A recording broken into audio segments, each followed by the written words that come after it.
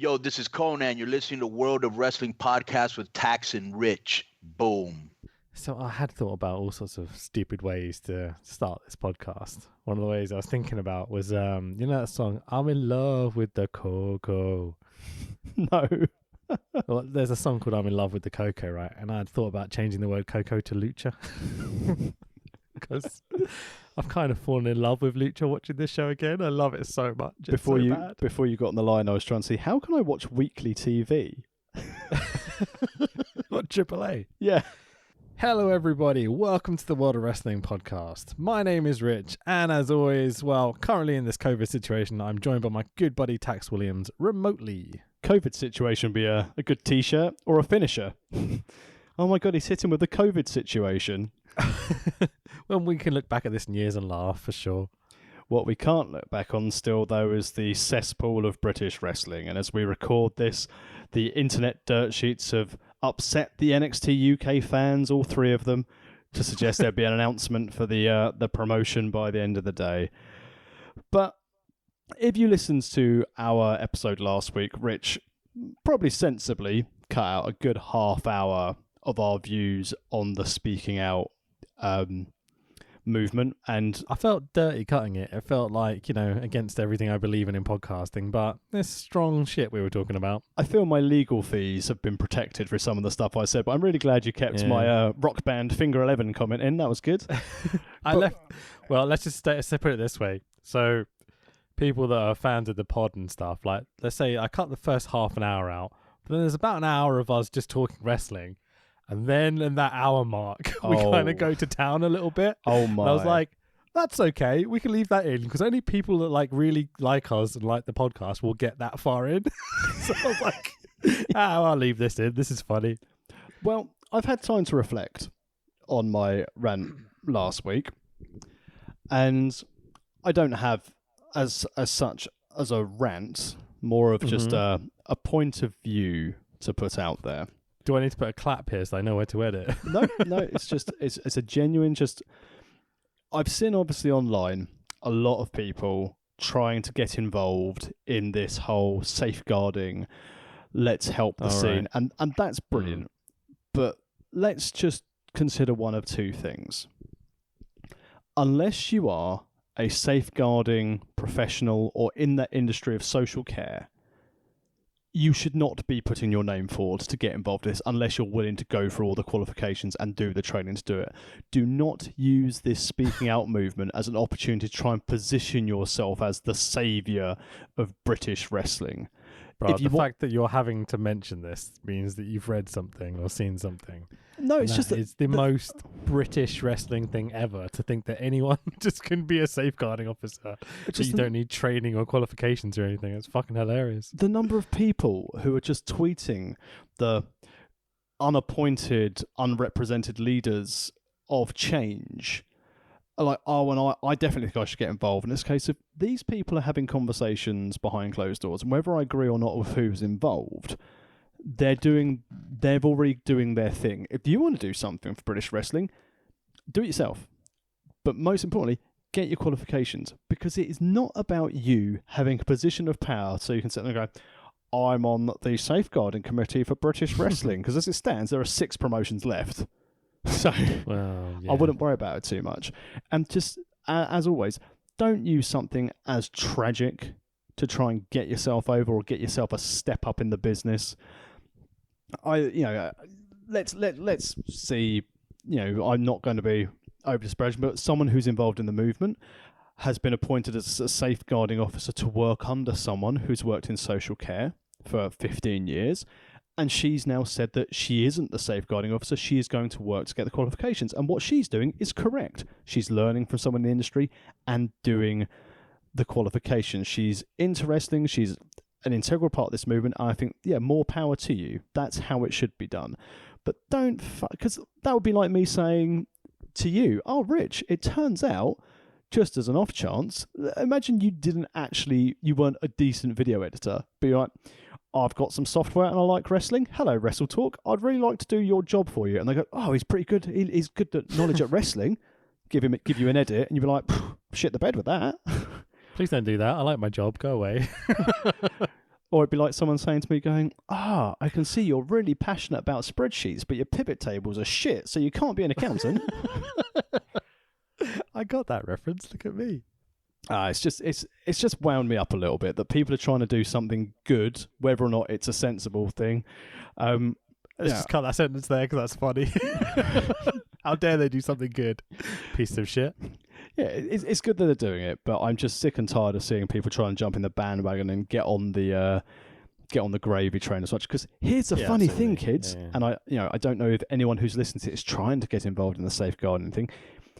There's no money in British wrestling. I'll tell you that now for free. Do you know the reason why you see all the wrestlers trying to shill their merch online? It's because they didn't register as self-employed contractors and they've got no fucking money because they haven't been able to work for 6 months. There's no money here. If you want to do it to help, brilliant. Get the fucking qualifications. But there's no money. And WWE aren't going to look at you because they're too busy hiring and firing nonces. I think you know what I want to say about British things in British wrestling that make money and how people shouldn't shit on them. But I'm not going to say that because I'm going to move on and we're going to talk about something better. AAA Invading New York. And ladies and gentlemen, here are the luchadores of Lucha Libre AAA. Finally, we are here and final. It's a reality to be here in the Madison Square Garden. Lucha Libre AAA. It's like no other form of entertainment you've ever seen. I guarantee you that. On Sunday, September 15th, for what promises to be another exciting night of professional wrestling at the world's most famous arena. Yeah, let's make history in September. Aquí, el centro de Nueva York. Nos vemos 15 de septiembre. Just make sure you buy the tickets. Don't wait for the last minute. ¡Viva la lucha libre! ¡Viva México! I'm just going to keep you guys hyped up. I'm going to be loud like this the whole night, so you guys have to meet me and be at our level, honestly, right? So if I'm loud, I want you guys to be louder, and I'm really loud, okay? So the whole night, because the louder you guys are, the better the wrestlers will perform for you tonight. Triple Mania! I had to get it in, even though it's not Triple Mania.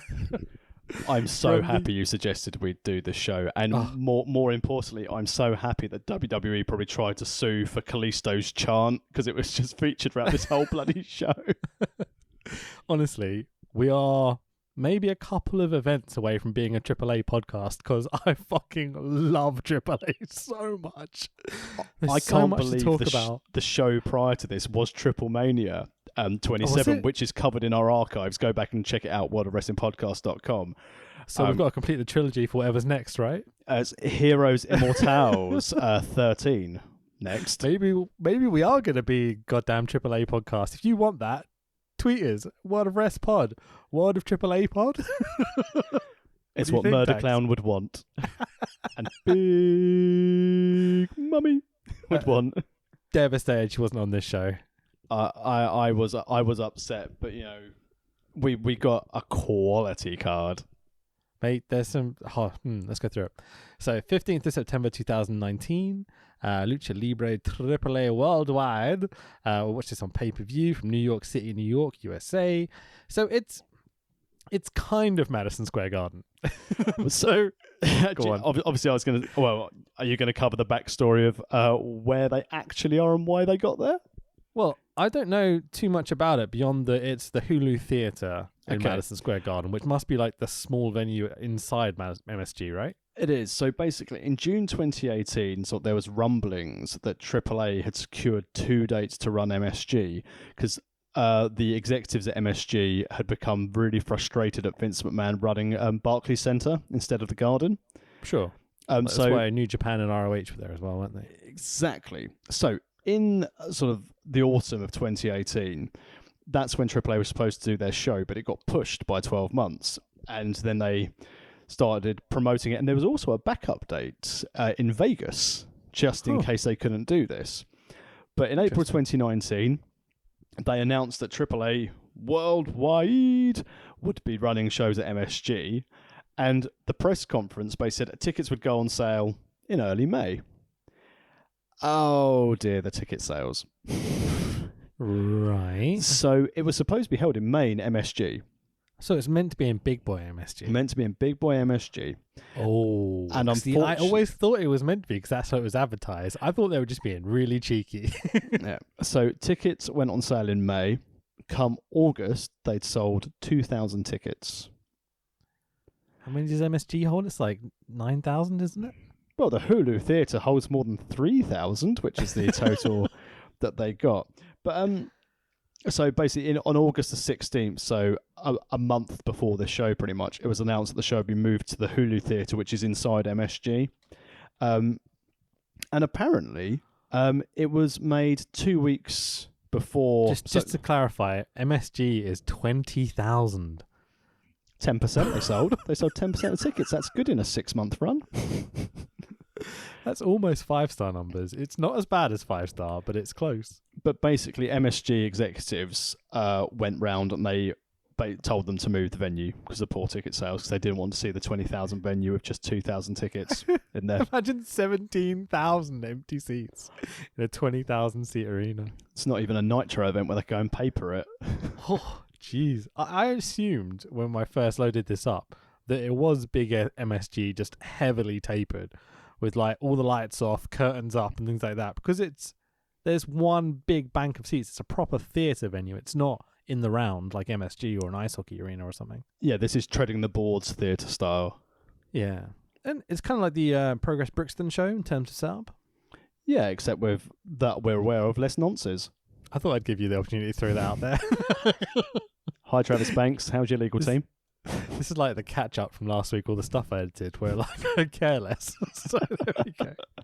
So yeah, Hulu Theatre inside MSG New York. Have you got more about this, or is that? That's what I've got. So okay, cool. We are, as Rich said, we're now in an actual treading the board, stage-based theatre.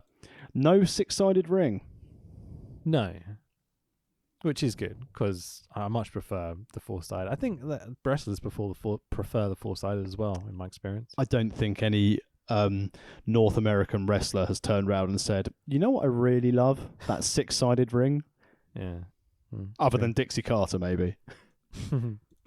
So this is also on Fight TV. You can go get it. Our commentary team this evening. Yes! You finally got to experience AAA with Matt Stryker doing commentary. I like Matt Stryker on commentary. What's wrong with you? You fucking... How dare you, sir? He's technically sound. I like it. He never shuts the fuck up. He talks so much. He never leaves any breathing space. That's why they put him with Hugo. Yeah. Hugo is great tonight, I would say. But a lot of my notes are just shitting on Matt Stryker and saying how great Hugo Savinovich.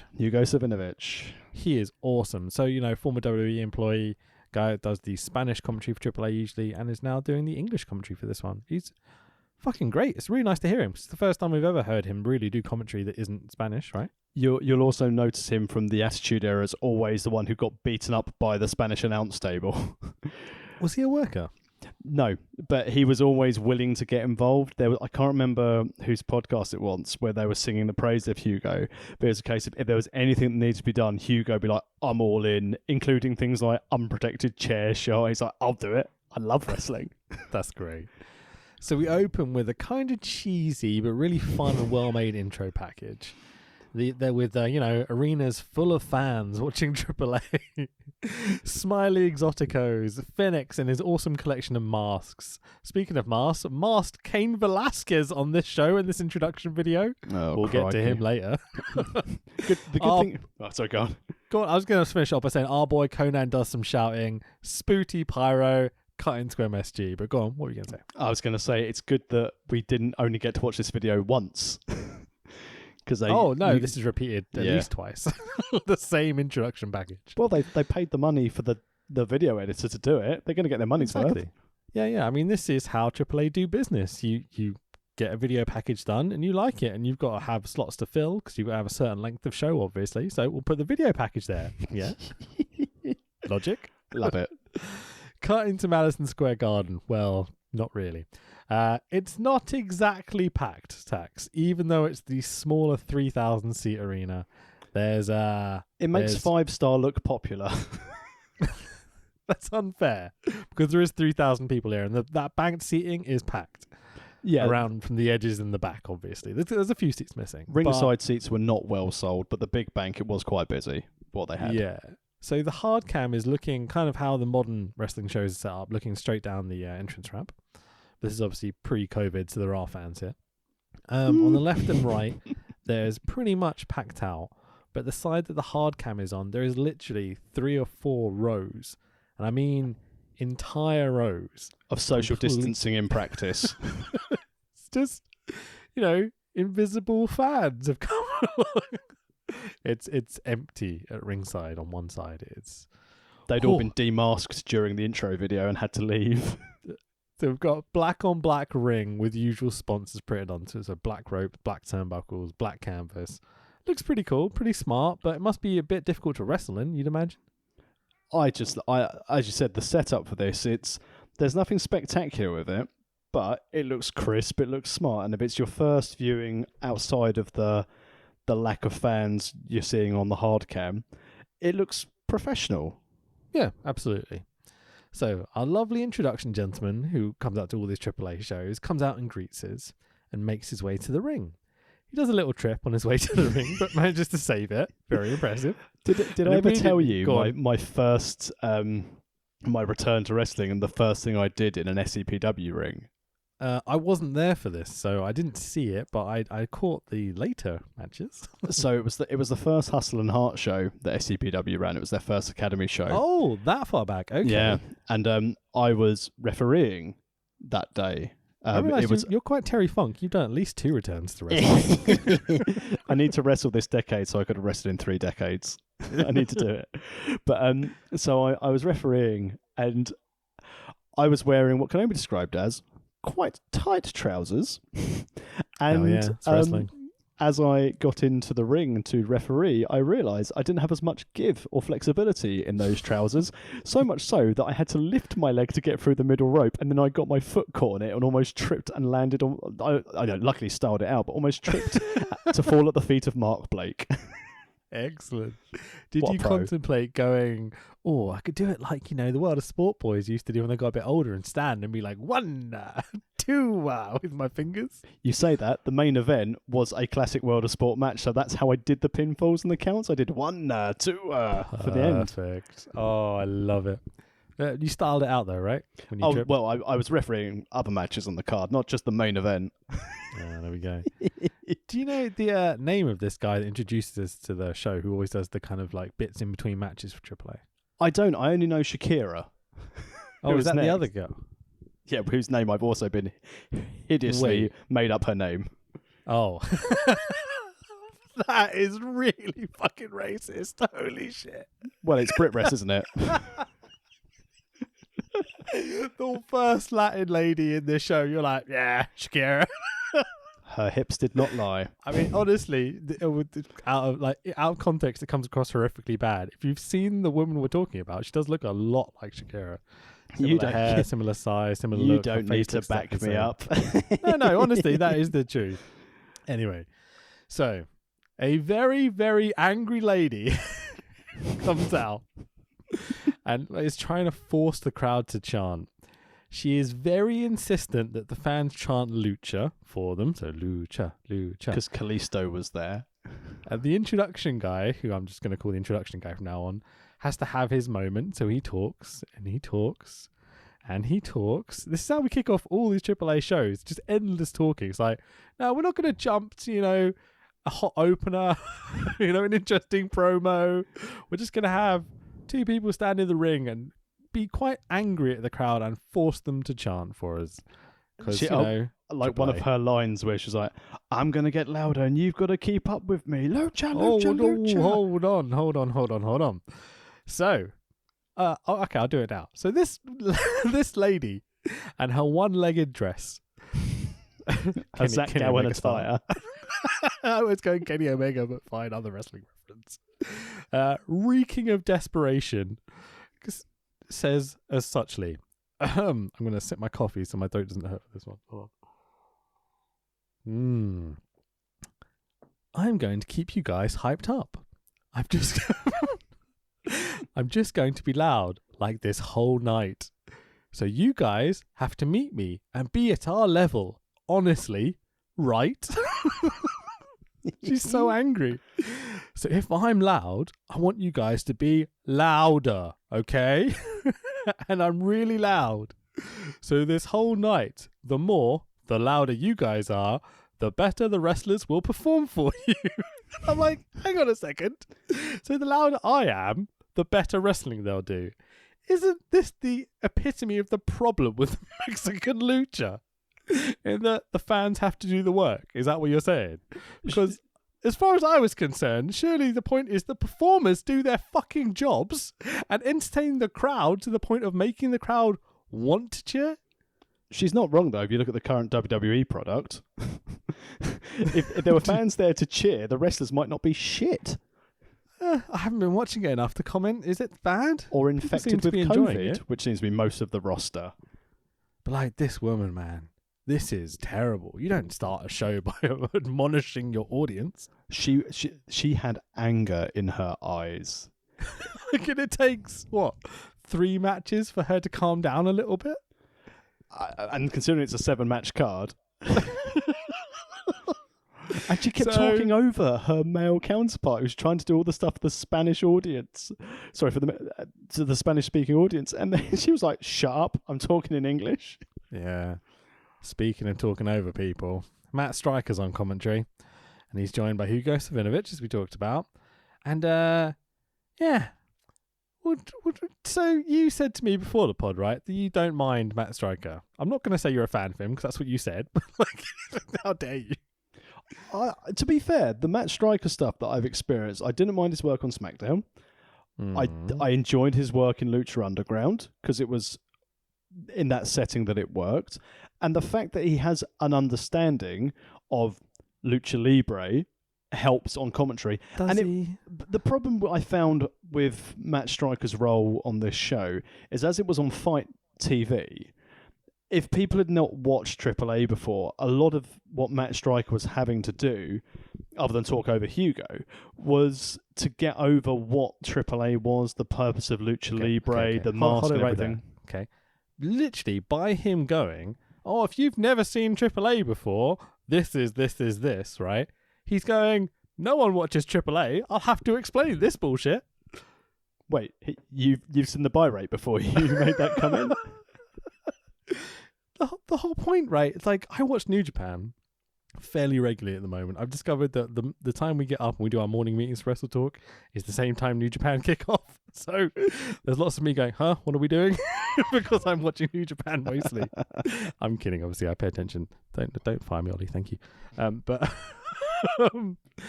like, they don't do that on commentary at all. They never go, if you've never seen New Japan before, this is why they're beating the shit out of each other, you know? They just call it like it's a product, like it's the best thing in the world. You know, if they did this with AAA, it'd be so much more endearing. It's like you're in on the conversation. You're part of the crew. You know what I mean? Rather than being made to feel separate the whole time. Like, I find it annoying when people do that on shows. Of course I am. I've just had a lady shout at me and tell me that I have to cheer. I'm not part of the show. I'm hired help. So let's jump into our first match. We've got Chris Dickinson, who I thought was a Chris Masters rip-off. Well, yeah, it's fairly similar. Now you mention it, I think this guy is more mobile than Masters was. Yeah, he's got more than a full Nelson. Yeah, sure. And Mascarita Dorada versus Demus. I think it's Demus or Demus. Demus, and save the best for last. And Dave, it's Dave the Clown, isn't it? Dave the Clown. I love Dave the Clown. Usually what I call Purple Clown, but his name's Dave, so it's Dave the Clown. It's fucking awesome. When I'm cleaning windows, I'm Dave the Clown.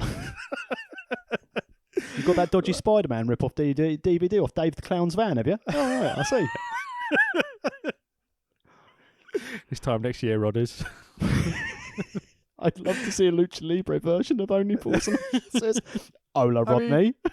Los Cinco Circus are about as close as you're going to get, and he's part of the crew. He's Dave the Clown is associated with Murder Clowns. He's my boy as far as I'm concerned. He's one of the greatest wrestlers in the world. Good old Dave the Clown. Lovely purple hair on his mask. That's why I always used to refer to him as Purple Clown, because I never said his name, because he's like the third or fourth in line in Los Cinco Circus, or Psycho Circus if you're a Brit. English, which they speak won't, English, whatever. Which they won't be if they were listening to a AAA podcast. Because remember, audience who are listening now, the more you cheer us, the better this podcast will be. Speaking of which, the more T-shirts you buy, the better this podcast will be. Head over to amazon.co.uk, search World of Wrestling Podcast, and grab yourself a T-shirt. I'm gonna need a minute. I love the fact when the idea of forcing listeners to cheer so we do better podcasting. That's fucking great. if you could maybe video yourselves and upload it to us on our Twitter feed at World of Rest Pod, that'd be great as well. I love when I break you on podcasts. It's the best. You made me choke on my coffee, you prick.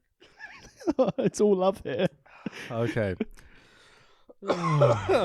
So immediately I noticed the commentary audio quality is not great. It's very peaky. How did you find it? Because I know you don't listen to headphones. You usually listen through your TV, don't you? Yeah, because I'm old. But what I did today, obviously... Why does that mean you're old? Because I don't bother sitting and streaming stuff. I like watching it on a telly and sitting on my sofa and taking stock of it.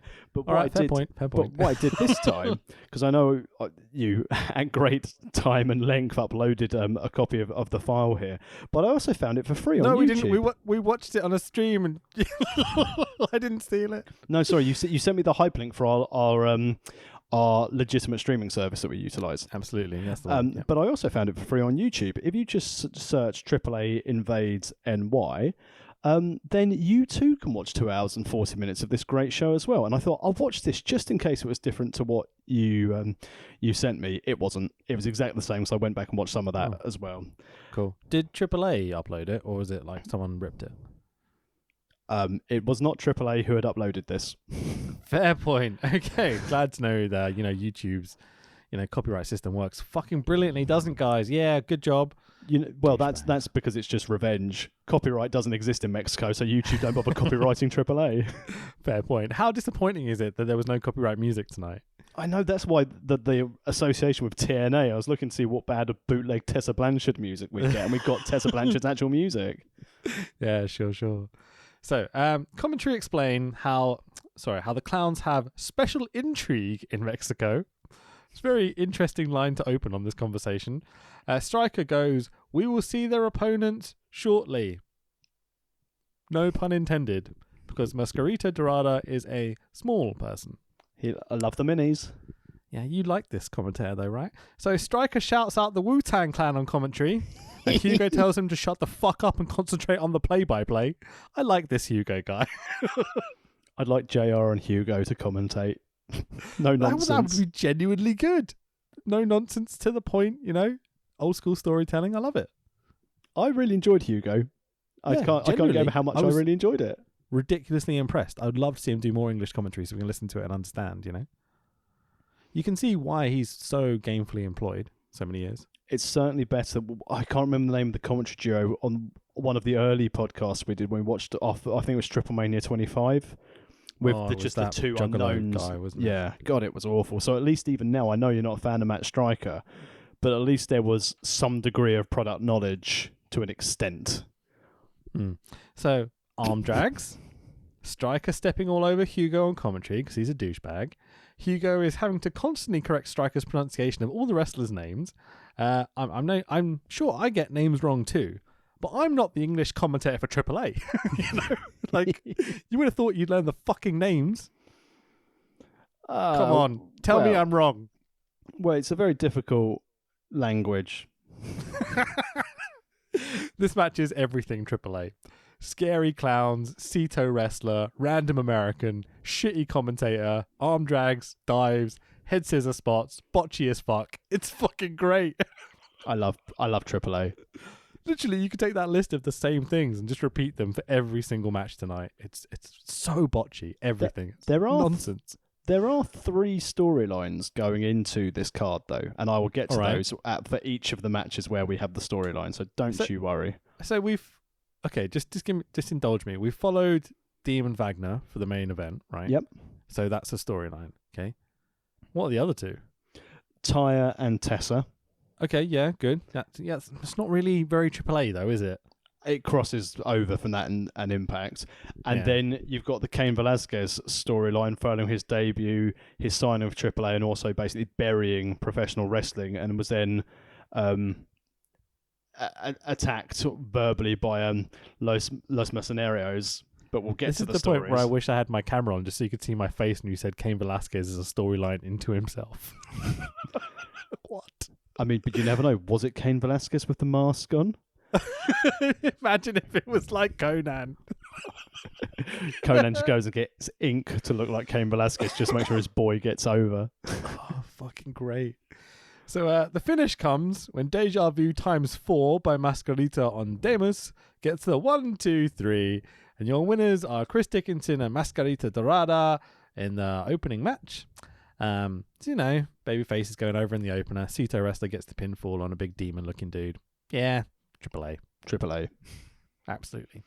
So post-match, Hugo does his own outro line and to lead into the next video package. And as he's about to do so, Matt Striker can't stop himself from constantly fucking talking. So the director just goes, all right, and cuts him off. We cut to the video package. And I'm like, thank you, Mr. Director. Thank you very much. He was just excited to be there. Sorry, go on. Yeah, I'm completely Matt Strikering you.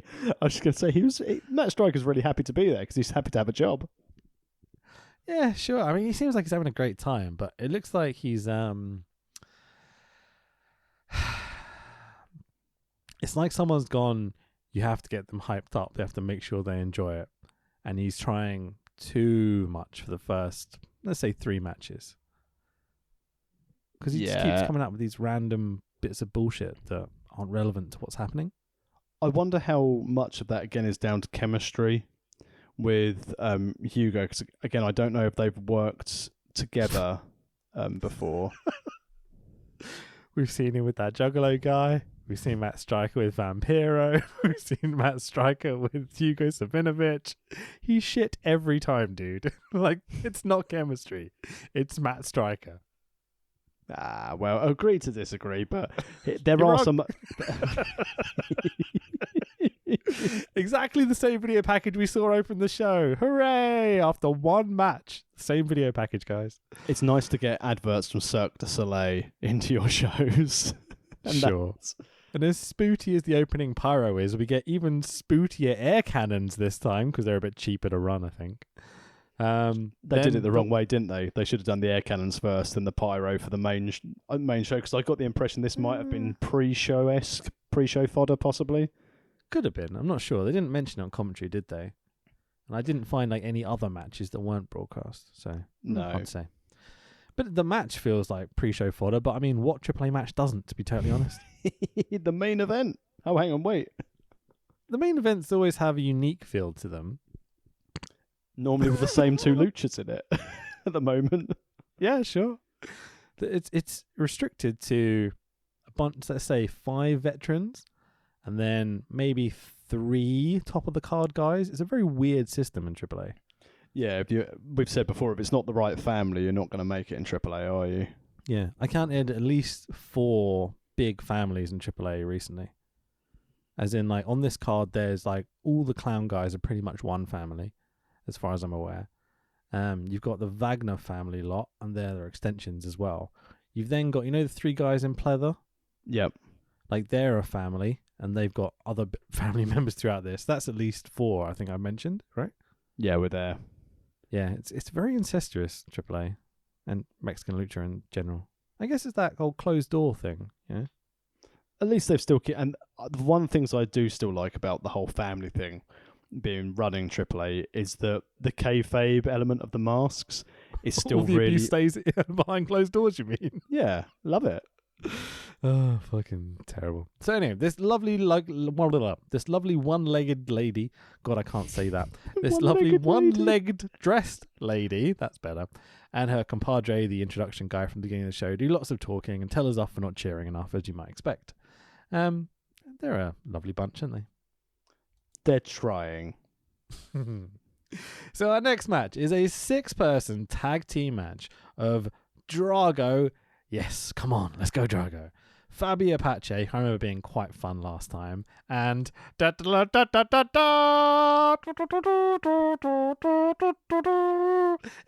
Murder Clown! Yay! The best wrestler to ever lace up a pair of boots. Fucking A, brother. And they are going to be wrestling against Boo! Impact Tag Team Champion. One half of the North, I think they're called. Josh Alexander? Yep. It's the North, isn't it? Yeah. Yeah. My first time seeing him, I think. Unless he's been on a podcast before. Nice wrestling headset for him. Yeah, sure. The old school, you know. I'm so happy of my note for the next one. Unbreakable Michael Elgin. Unbookable Michael Elgin. And Sammy Callahan. Fuck me, Michael Elgin needs to get someone to design in some better gear if he ever doesn't get booked again. Jesus Christ. The dumbbell buttons on the pleather jacket thing. Like, ooh. Like the GCSE textile project. I've often thought how bad it looked. I'm glad you brought it up. Unbookable Michael Elgin is the best example of a wrestler with small man syndrome. Like, I'm just not going to talk about him. Let's go. So, Murder Clown. Hugo putting over our boy Murder Clown, strong on commentary to start with, talks about him being a super heavyweight lucha. And it's nice to see that Murder Clown seems to have been pushed a bit since we last saw him. He's certainly got some more chops. So, my immediate question going into this match was, how is Murder Clown going to catch Drago when they're on the same team? My thought process was, where the hell's Aerostar going to jump from? He's not even on the card. Is he going to jump from the aeroplane going over New York and Murder Clown's going to catch him? You know Aerostar's on the card later, right? Yeah. Like, I just thought I checked that you didn't completely miss him somehow, because, I mean, his face is LEDs. Ali. Yeah, sure. Speaking of Drago, holy shit, the gear. Copycat. What do you mean? I like gold. Oh, no, sorry, I'm getting confused with No, Dargo. you're sorry. confused. Drago. Yeah, sorry, I was going Dargo for the next match. Sorry, my apologies. Fucking dragon. Tex Williams comes out as a dragon at the next show. Seriously, can we talk about this gear? I mean, it's so cool. I'd like to stand him next to Michael Elgin, and then someone goes, "No, the same person designs their gear." For those of you that don't know, like, it's a fully molded mask that covers his whole head that makes him look like a fucking dragon. And he's got like the shoulder pieces and all the gear. It looks fucking hell, man. Every time I see him, I'm like, this is so many levels above any other gimmick right now. Best gear on the card, bar none. Yeah, for sure. How's it? I think Adam in one of his videos compared it to, like, you know how Ultimo Dragon's a dragon that will tell you he's a dragon and he'll wrestle or whatever. But then, like, Drago is the kind of dragon that, like, will tell you he's a dragon. Then there'll be a long-winded court case afterwards about what he did pretending to be a dragon, you know? Oh, he just needs to start breathing fire, Steamboat style, and then I'm all in. But he's fantastic, isn't he? Yeah, He absolutely. is in-ring character. He's got it absolutely down. Even down to his little nuances as he moves around the ring. He's insanely good. Incredible. Like, one of the greatest high flyers of all time. It's so underrated, especially with that gear and that gimmick. And fuck, man, we need to see more of this man and everything. Like, please book Drago everywhere. I do have to question, preferably though, with Murder Clown. Sorry, go on. I was going to say, I mean, obviously, I'm just trying to set myself up my own pops and my own jokes, but it's really important now, after what we started this podcast with, to see who should be AAA safeguarding officer. Because why is Michael Elgin allowed near a woman? Sure. And allowed to hit her? So, Murder Clown throws a fool to the outside as the match kicks off. Murder Clown puts on a technical, entertaining masterpiece to open the match. 619 by the Murder Clown. Fucking A, the boy can fly. Yes. Top rope dive by Murder Clown. Fucking hell, he's the best big man in the business. If I was Murder Clown, I'd be like, who's going to catch me? You don't need no one. He's Where's Dave? Good. He's like the perfect combination of like Bam Bam Bigelow, like Mick Foley, and like a clown, you know? Just for people who are listening and think we just joke about Murder Clown, he is genuinely really, really good. He's insanely good. Like, he will constantly rescue everyone that takes a dive. He'll constantly catch them. So he's the most reliable, caring, you know, guy you want to be in the ring with. He never dumps anyone on their head like every other cunt on this roster. But he flies. He can do technical shit. He can lucha. His gimmick's awesome. He's humongous. I think the Bam Bam comparison is really, really accurate if you've never seen Murder Clown wrestle. Absolutely. Again, Bam Bam, I think, is one of the most underrated guys of all time as well. So, yeah, works. So, these dumb fucks from TNA almost murder the Murder Clown. What a bunch of cunts. You know, when the guy from the north? Yeah, Josh Alexander. Slams into him when he's sitting on the hardest part of the ring. And I'm like, you bastards, leave our boy alone. I hate TNA. What do you think of Sami Callihan?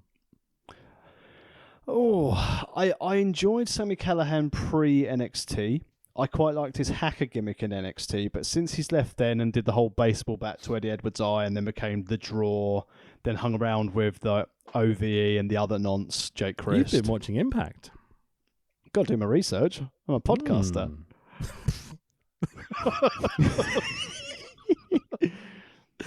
Based on my promotion emails, I'm certainly not fucking an accountant.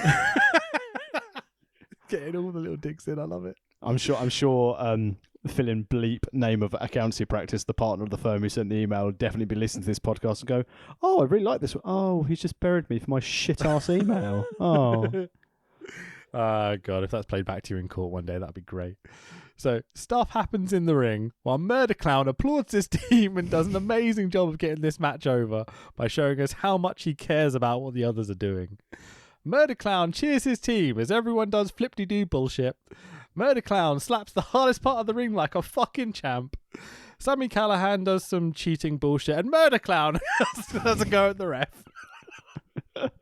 That fucking human piece of shit Michael Elgin attacks Murder Clown on the outside. And I'm like, referee, disqualified, right? Yeah. Also, there's not a woman in there, Michael Elgin. That's Murder Clown. The other 5 people in the match run their boring spots while Murder Clown stands brooding, ready to take the tag. Tricking these TNA twats into a full sense of superiority. You know, psychology, mate. The cunt that is Michael Elgin continues to attack the greatest wrestler of all time on the outside. Fabi Apache, finally, the slow prick, makes the tag to Murder Clown. Who else? They have to triple team these TNA douchebags, triple team Murder Clown. I'm like, scumbags, what are you doing? Leave him alone. Masterful chokeslam by the MC. Just like, he's the best. I'm just calling him the MC now because he's my mate.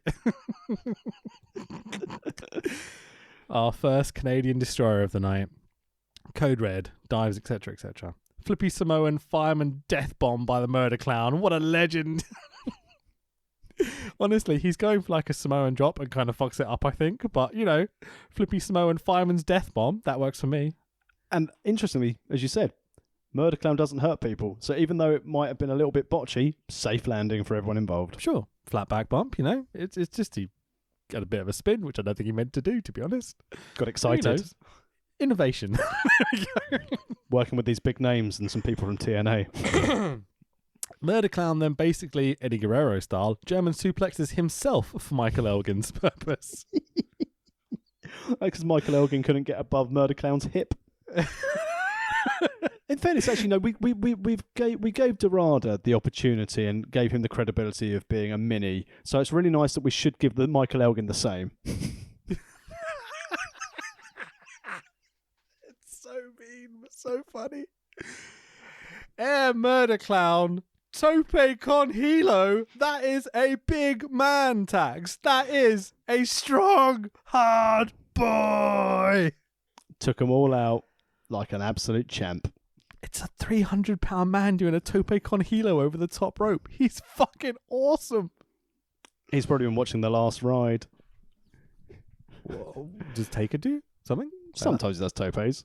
I mean, not a tope con hilo. He doesn't flip over. Here's an interesting question an interesting question. Just hang on. So we're agreeing that Murder Clown's better than The Undertaker, right? Yeah, obviously, hands down. Good. Carry on. Do you know how old Murder Clown is? Ageless. There we go. He's Immortal. 34.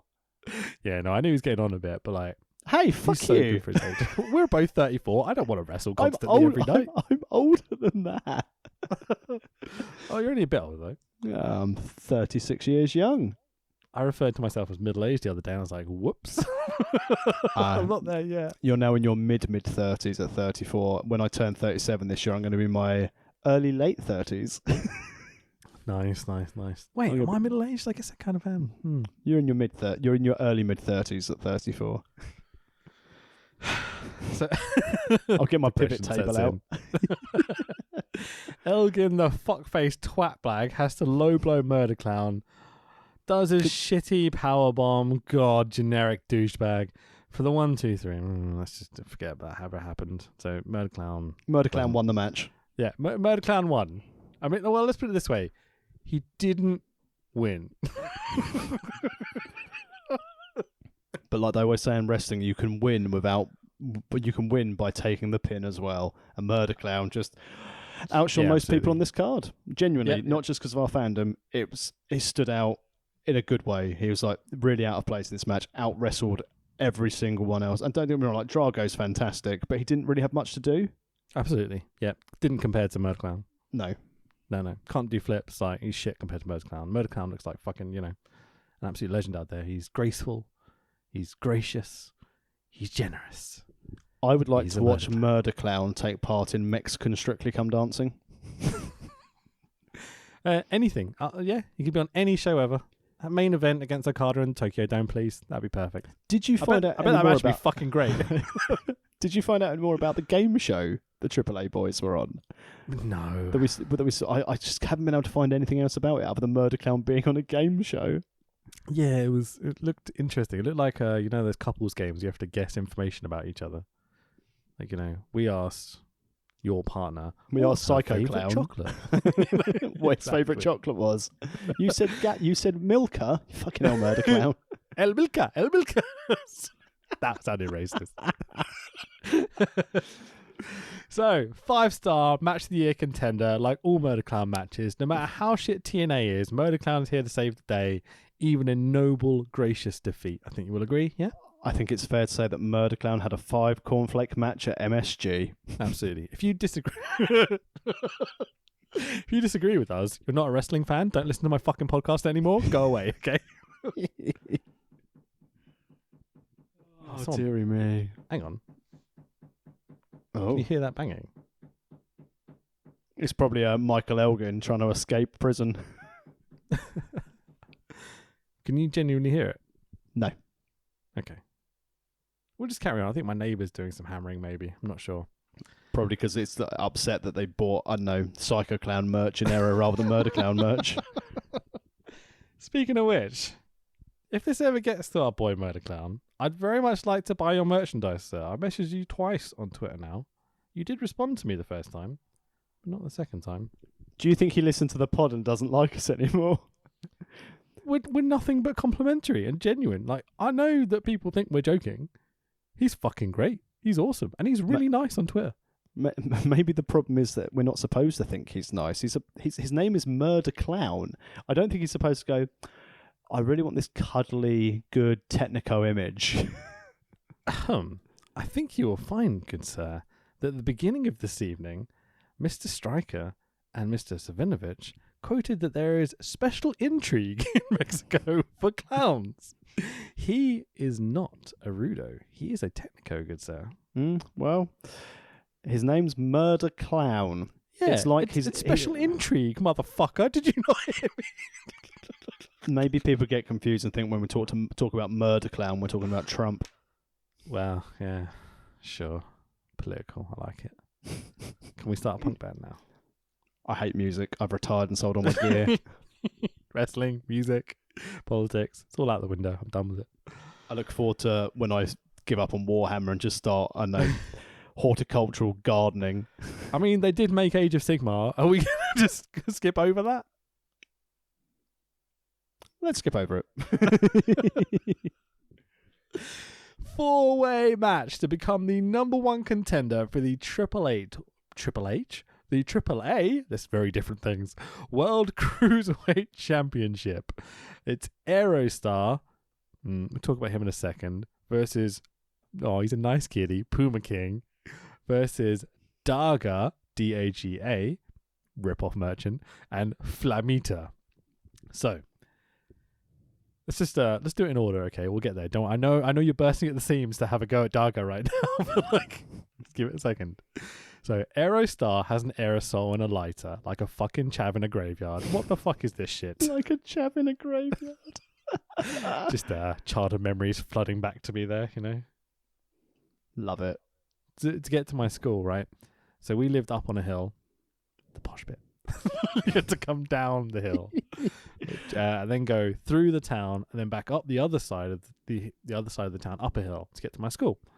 And basically, was your school in your house basically the posh parts, which were high up in case there was flooding, where all the reprobates would drown? Essentially, yes. I love your North style. London, so it's like, North London doesn't really flood because it's high up anyway. As you come into London from the north, you go only through downwards the blood time. of gun crime. Well, yeah, that and hate crimes and smog, Yeah. Anyway, why was I talking about my school? Oh yeah, and there was a big churchyard that you have to walk through. That you had the option to walk through the graveyard, and like being a good boy, I tended not to because that's where all the kids that smoked and all this sort of shit. But I remember one vivid Friday night coming out of a gig that we'd played at. It was in a hall next to that, and they were just like chavs to there with like aerosols and lighters, be like, "Yeah, mate, fucking hell, it's like a fucking flamethrower, isn't it?" And this is a great way to live. So yeah, that's Aerostar. So flip-de whoop-de-dip-de doos. What has happened to Aerostar? To me, he looks a bit like the drug addict recovery version of the wrestler I remember previously. It wasn't in a good way, was he? No, he's all in black, which is a bit weird, with some blue LEDs glued to his mask. I wondered whether he was Rudo Star, but he's not acting like it. He's acting like a Technico still. Do you want to know what another thing to go show how far he's fallen? So, on the match listing, because obviously they're all sorts of everything, rather than looking cage match, sometimes I look through Wikipedia to do my research, and the hyperlink for Aerostar has been removed from Aerostar the wrestler and is now set to Aerostar SA is an aeronautical manufacturing company based in Baku, Romania. Oh, wow. So that's weird. I think someone's just messed around with the links. But yeah, Aerostar, apparently Daga wrestled Puma King and Flamita and a Romanian airline. Good to know. So, is it Daga that has the furry boots? Fuck you, Daga. About to say, because I wrote it down. Oh, I'm thinking. Well, no, Daga had gold pants. Gold pants, yeah. Okay, Yeah. I'm thinking of something else later. Sorry. So, Taya has furry boots. She's allowed.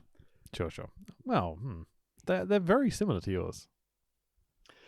Well, remember, she grew up and slept on floors, Rich. She slept on floors. I forgot completely. That abusive wrestling industry. What a horrible place. Good old Johnny Mundo. So, these lads are literally doing 450s as transitional spots to no pop. This was Cirque du Soleil. Yeah, 100%. It's there's not even any clowns in this one. No. Flamita, hot pink. That was a good look for him. Sure. I mean, it's amazingly impressive in terms of athletic ability and such. And it's, they're going for the World Cruiserweight Championship. Technically, it's now been defended in other countries, so it is a world title. Sure. And I guess you come to a AAA show, you see Aerostar, Puma King, Daga, and Flamita are going to be wrestling each other. You're not exactly expecting William Regal masterclass here. You know what I mean? No. And, let's be honest, you've got the opportunity to wrestle a Laredo Kid. So if you win, that's who you get to face for the belt. Sure, which is a good thing, right? Yeah. What happened to El Hijo de Vikingo? Oh, I don't know. because he was a massive standout for me on the last Cup Future Play shows we did, and he's not on this anywhere. You would have thought he'd be like a prime attraction. Visa issue, maybe? Could be, absolutely. I wonder whether that's why he hasn't come up to AEW or WWE yet, because you would have thought he'd be primed. Well, they've got Phantasma now in WWE as Escobar, haven't they? Or is that what they've changed his name to? Yeah, something Escobar, and his faction name is Phantasma. Okay. Oh, fair enough. They don't like Lucha Masks, do they? Vince loves to see a face. Unless it can sell merch like Rey Mysterio. Sure. I mean, yeah, you would have thought the want to sell masks would be up there, but I guess they had such bad experience in Mystico and such generally a good experience with Andrade. You know, those two guys are very comparable. Top guys, AAA or CMLL, you know. Andrade hands down, but again, even when they signed, dude. Granted he was a bit past it, but Ultimo Dragon, sure, as well. They've not done well with masked people, but then they do have the Lucha House Party, as we kept hearing throughout this show. Lucha. Lucha. So, slapping people on the back of the head seems to be the comedy way of breaking up a pinfall in AAA. There's at least 4 matches where it happens, and you're like, it gets a pop every time, so you can see why they do it, but it's not got much logic behind it. Saves the leg slap for a super kick. So, Tax, these lads know all the spots. They certainly don't know a rest hold, though, do they? Wheelbarrow Rana off the top by Daga to Puma King. Double underhook suplex set up, then sit down into a long blower. Looks fucking awesome. For the 1, 2, 3, and your winner is Daga. He definitely hasn't been getting pushed because of who he's engaged to. Not Who's at all. Engaged to? Tessa Blanchard. Oh, I did not know that. Which is why she's not been part of TNA, because her contract was due up the day, I think it was the day before Slammiversary, and they've been sending her, as I'm sure you've probably seen through your work, they've been sending her promos to record while she's down in Mexico with Daga, and basically she's been ignoring all the emails and done nothing, so that's why they sacked her and taken the belt back off her. Yeah, I saw that happen, but I didn't know quite why. That's interesting, man. I just can't keep up with it all at the moment. There's so much to do, you know. So anyway, we'll get to Tessa in a bit, yeah. But yeah, so Daga going on to wrestle Laredo Kid at a later date. It was probably the best spots of the night. It's very impressive technically, but there's significant amounts of setup time, I guess is the best way to put it. You know, people standing opposite each other going, so what's the next spot? Oh yeah, we're going to do the bouncy off the ropes, lucha arm drag thing. You run up the turnbuckle, we'll do the 450 off the top. I'll no-sell the pinfall, and then we'll go on from there, you know? And then they do it, and then they stop and go, right, what's the next bit? They have to spend 2 minutes working out what they're going to do next. And it happens constantly throughout this match. Did you also notice what Daga also won? What did he win? So he became #1 contender, but also by pinning Puma King, he became the Iron Man heavy metalweight champion. Oh, the DDT one? Correct. What the fuck? I didn't notice that at all. Yep. He won that by pinning Puma King. Amazing. Yeah. I was having a thought about DDT because I watch lots of DDT when we do it for the pod, and I watch kind of bits in between and stuff. But I follow all their English accounts and their translation accounts and stuff. I think some of them are fan accounts maybe that say what's happening in DDT, so you can kind of keep up with the ideas at least. It's a bit hard to talk about, as we've discovered doing their podcast. But I was thinking about, with all the allegations and stuff that have come out about people, imagine if these people watched one match from Danshuko Dino. Be amazing, wouldn't it? Because I'm not sure they would get it, you know? I'm not sure many Japanese people get it. It is kind of sexual assault for entertainment sometimes. Oh, beautiful. But somehow it's acceptable to me. It's the best. Simply put. It's yeah, you have to see it and understand it to understand why it's okay. But it's comedy. It's the Three Stooges. It's slapstick silliness, you know? I did do a bit more research into the DDT belts element of this, by the way, just so you are aware why it was so non-advertised and why you may have not picked it up. All right. So Darga won by pinning Puma King, but throughout the night of this show, there would be title changes. Okay. So there would be stuff knocking around. There'd be another, I think this, through what I'm reading now, because obviously I read that he won the belt through my research. I didn't realise what was going on. And then just doing a little bit further as we chat, there was another fatal four-way that evening, which was between Darga, Puma King, Dorada, and someone else. Like a dark match? Yeah. Oh, but interesting. After this, interesting, yeah. Took place in the Fatal 4-Way, number 1 contender match. Yeah, anyway. So apparently, unless my linkage is incorrect, and, let's not judge it, Aero stars an aeroplane. So, post-match, this lovely one-leg dressed lady actually compliments the crowd for the first time. She's starting to finally relax. But they do Prozac is an amazing thing. Yeah, exactly. And this happens between every match. Like, they just come out and talk for ages and try and get the crowd hyped up. But every time they do it, the crowd seem to die a little bit. But I guess they've learned that they have to have something in between the matches. Otherwise, the crowd just practically silent for most lucha because it's so repetitive. And it's a big... there's a big gap between these matches. I don't know if there was an interval. I guess not for Fight TV. I think it would have just run start to finish with these bits. Fight TV have done intervals for shows before. I think for like GCW and things like that. So, I mean, they could do it for AAA as well. I mean, it wouldn't be much of a problem, but they've got to sell the merch and bar's got to make its profit and all that sort of shit. You know? But I guess there's lots of people drinking at this show. Try and get through it, Not at New York prices. Oh, that's a fair point. Anyway, so I'm not going to mention them in between every match from now on, but you get the point. It was funny to start with. Now it's just kind of a bit cringy and a bit kind of like, oh, okay. So, next up, we've got our AAA Reina de Reinas title match, the Queen of Queens. The Tessa Blanchard, the current champion, versus Taya Valkyrie. Wow, what a story leading into this match. Go for it. Can you explain the story to me? So, Taya had been in and out of Impact for part of 2018. She resigned full-time in September of 2018, where she came in to challenge Tessa Blanchard for the Impact Knockout Women's, whatever they call it, title.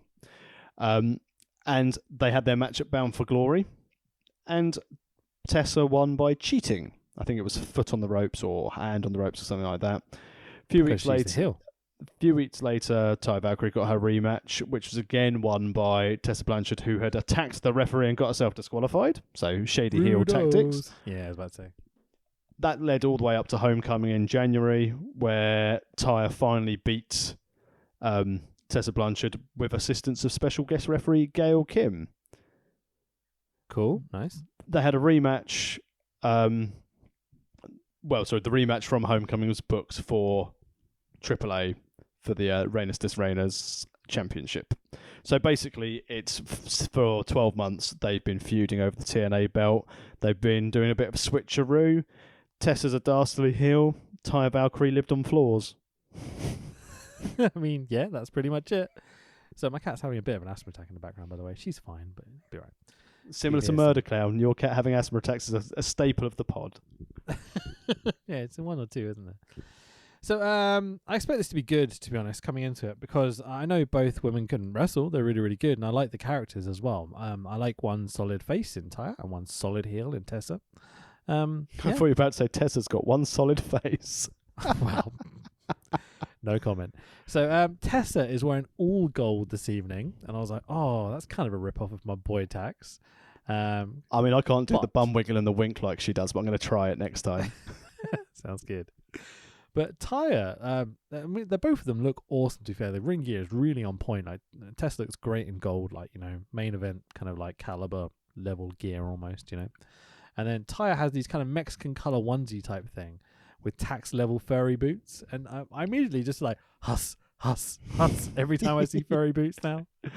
I would love to see like Taya come into WWE at some point and they go, you know what we need you to do, Taya? Hook up with the Viking Raiders and become like female berserker. She'd be great in the role. She'd be really funny. Tessa Blanchard, now she's a free agent before we get into this match. Yeah. Obviously, there's some controversy about some of the things she's allegedly said. Uh-huh. Do you think she would be more valuable, not where she's going to go, which women's division needs her more, if any? The WWE women's division or the AEW women's division needs someone like Tessa Blanchard to go into it? I mean, it's obvious that it's AEW, right? Because WWE don't need any women's wrestlers at all. They've got almost every good women's wrestler in the world right now that isn't Japanese, you know? It makes sense. My thought process, unfortunately, with AEW being very community-based, had Tully not been there, I don't think Tony Khan would have touched her because of the controversy around her. Because they seem to be very much a family-orientated, other than Brandy and Cody bickering about Diet Coke on Twitter, which is hilarious, if you've seen any of that. I haven't, no, sorry. Brandy just absolutely smashed him on Twitter. Fair enough. But is she pro Diet Coke or anti Diet Coke? Oh, it's nothing to do with that. Cody was complaining that she'd bought like the tiny little cans of Diet Coke, and it's like, when's my wife going to start buying me these proper sized cans of Diet Coke? And Brandy just responded straight away, quoting the tweet, going, "When you actually don't take 2 sips out of one giant can of Coke and leave them around the house for me to clear up, then I'll buy you proper cans of Diet Coke." Nice, that's funny. I love it. But I think Tessa would make more money and would have more mainstream appeal in WWE, but they wouldn't be able to use her or utilize her. The problem I find with AEW is where she's such a powerful and strong and experienced competitor, where they've got quite a young, non-experienced TV roster for the women's division. Yeah. I feel they'd struggle. And also, she'd have to come in as a heel, because I think her heel work is spectacular. And they can't have anyone try and take away from what Britt Baker's doing with her. Like, she's really good. Good. Thanks. Thanks. I was thinking when I heard Tessa was free, I wasn't sure whether she'd go to either the American promotions, just because of the controversial statements she's apparently made and all this sort of shit. People have accused her of being a bully and things like that, haven't they? But it seemed obvious she would go to AEW just because there's more opportunity there for her. There's a more open roster that she could start to stomp on, basically.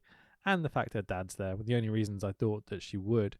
But you can see why, as a woman right now, you'd want to go to WWE. Better caliber matches across the board. You're generally, and this is quite a statement, you're generally booked better as a woman on WWE, even though their booking's a bit shit at the moment and you are going to be jobbed out to Charlotte Flair at some point. You know, in AEW, she could be the big fish in the growing pond, you know. In WWE, it's like, you're going to make a buttload of money as Tessa Blanchard, I'm sure. But yeah, I don't know how much Vince would want to book her. She's not the most glamorous of looking people in the world, you know? I think with her links to AAA, being engaged to Darga, who seems to be a decent upcomer, a good role in AAA, I wonder if it's be more likely she'd have a deal where she could work Mexico and AEW. Yeah, like Lucha Bros and stuff like that. It would make sense to me. I would say I keep hearing a lot that she's WWE bound, so we'll see if that comes true or not. There'd be more money in WWE. Yeah. Tessa, oh God, come on, Tessa speaks Spanish and shouts at the crowd. Awesome to see someone multilingual working for a AAA crowd, you know, really fun. The match is a lot less lucha and a lot more kind of American indie strong style, I'd say. That strong style was the note that I had down here. It stood out from the card because of something different. It was essentially, this was the work rate match. Yeah, absolutely. The four-way has a bunch of work rate as well, but this is really the highest caliber of actual wrestling. Best psychology for in-ring work. Disqualifies it from being a AAA match, you know? It was a decent level Impact match in MSG, Hulu, for the best Mexican wrestling company. It's still MSG. So that'll be like me saying, "Oh yeah, I played the O2." You've worked a bigger crowd than WrestleMania, mate. I mean, to be fair, I worked a bigger crowd than WrestleMania when I played Lady Luck. Yeah, fair point. I mean, just. Oh, I feel that pain so hard. So, the second destroyer of the show, by Blanchard to almost no reaction, to be fair to the crowd. Taya connects with her finisher. Hugo calls it almost like a facebuster mat, which made me pop crazy. Do you know the name of this finisher? Because I sure as hell don't. No, I don't, I'm afraid. It's like the Widow's Peak, but a bit less dangerous, front ways rather than back ways. I wonder if I can quickly find it. No, because they used to have movesets knocking around. Didn't Beth Phoenix used to use it?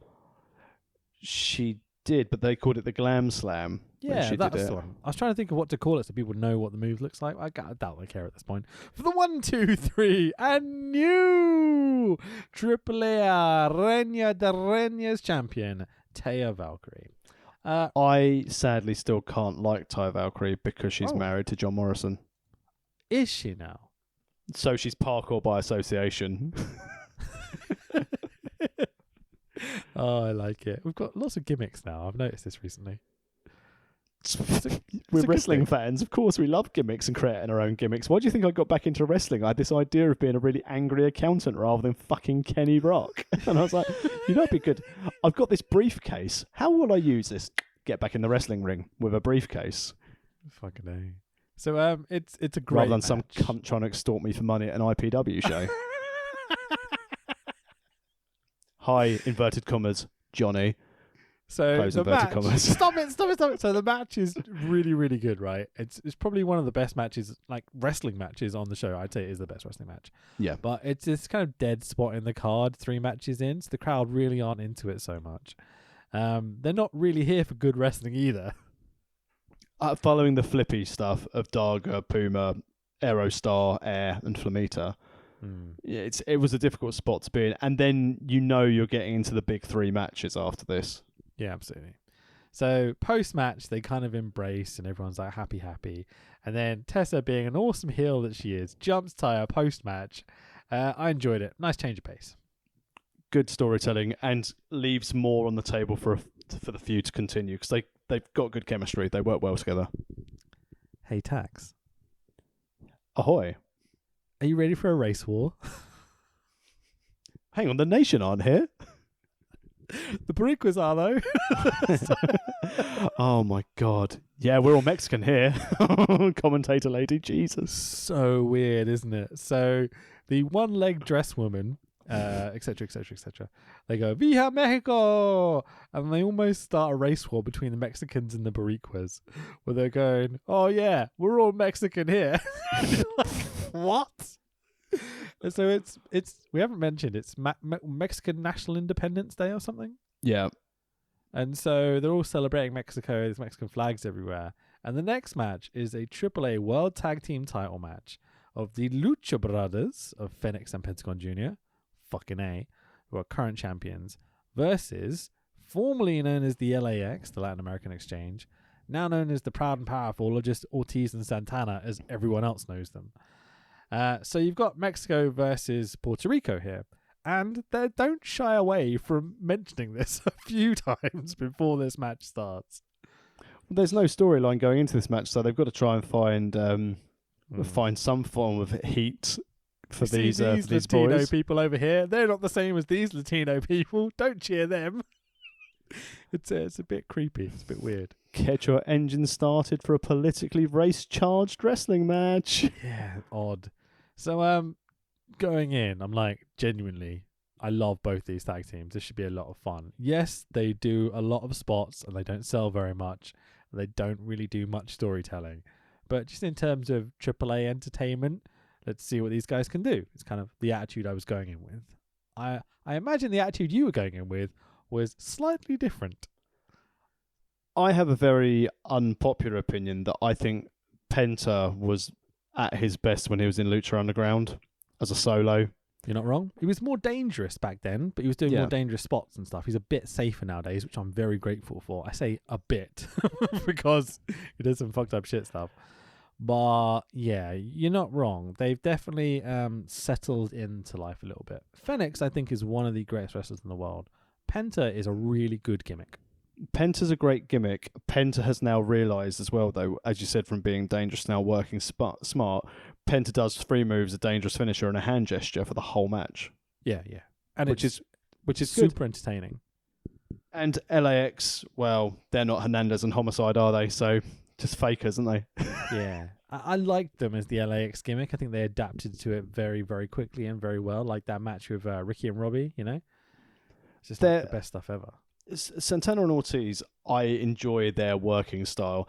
I can't get over an AEW. He's a grown man just wearing dungarees. Fair play. Sure. So the LAX music at this point is fucking sick.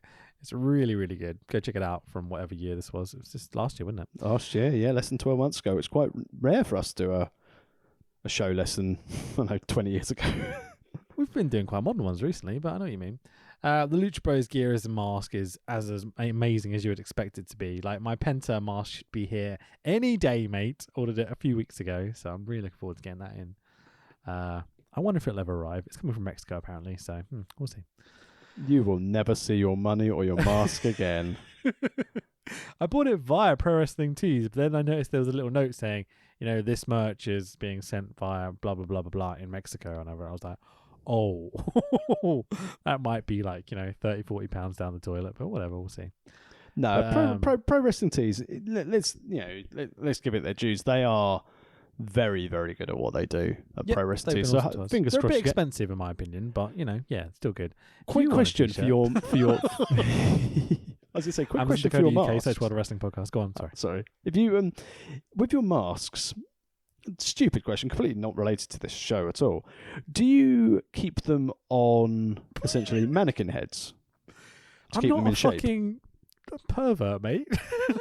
not on whole mannequins. That'd be weird. Just mannequin heads like, keep their shape. This is the weirdest conversation. I'm imagining my dad listening to us talking right now, and when you went, your masks, my dad's went, what? Well, you've got a few. You've got a few, and I was just saying, I've got a good selection. Let's put it that way. How many have I actually got? How do you store them? 6. Do you store them on display, or do you have them literally just kept away in a drawer, in a box? How do you store your masks? Keep them in pristine... All right. So it's a bit complicated. So there's a little alcove we have like a fireplace in our bedroom, right? So there's like little alcoves where the chimney stack is. And so we have like 2 rails in there rather than like cupboards as such. And so I have like a fabric IKEA thing that hangs down that's like square boxes that has my masks in it at the top. Very good. Did that answer your question? I just think if I manage to pull off this house move, I need to collect old Hasbro WWE figures, and I want to start collecting Mexican masks, but I want to have them on display in like some form of cabinet. So knowing full well that Fridays, it either happens or it doesn't. It's exchange on Friday or it's dead, the deal. And I just keep thinking, I don't want to start looking at Mexican masks. And also, I don't want to turn up on the first day and have like Parcel Force rock up and go, here's your 20 mannequin heads. And my wife go, what the fuck have you ordered for moving day? Just a big Al Snow fan, Exactly. What happened to this spare guest room? This is now the Lucha room. It's not a sex dungeon. It's just to do with AAA. It's not a swing. It's a small ring. That's what that is. Yeah, that's not a swing. That's to help me practice my moonsaults. So, how would I do it? I'd probably go with like, not actual mannequin heads, but like styrofoam ones, probably like dark color ones because it show off the mask. That's the wording I was looking for. A very Al Snow style. Yeah, exactly. In the crowds, in what they've passed out to the crowd. That's what I meant, rather than mannequin heads, because I don't really want to have a face on it, because that would be creepy. Do you want to come and stay in my guest room? Shut all their eyes. As we've not got that much to talk about left on this AAA show, because let's be fair, it's quite a short, silly show. It's not really big AAA, like 6 hours of Triple Mania or whatever. Top 5 masks? La Parka. Okay, cool. Original Mystico. Sure, yeah. Good choice. Obviously, current Penta. Yep, I'd agree. Very good. I love that mask. Yeah, with the face paint as well, makes a big difference. Yeah. I think early Rey Mysterio. Okay. And my personal favourite when he was masked. Well, it's a tie for me between Psychosis and Agia. Oh, nice. Cool. Yeah. Awesome. Sweet. That's a nice list. How about you? I think you mentioned Psychosis twice, didn't you? Oh, no, I don't think so. I think your first one was Psychosis. No? I'll have to go back and listen. Okay, so I have a couple of classics. Oh, no, the Parker Obviously. was my first one. The Parker, yeah. That was number one. Oh, sorry, my bad. So, bien. It's AAA after all.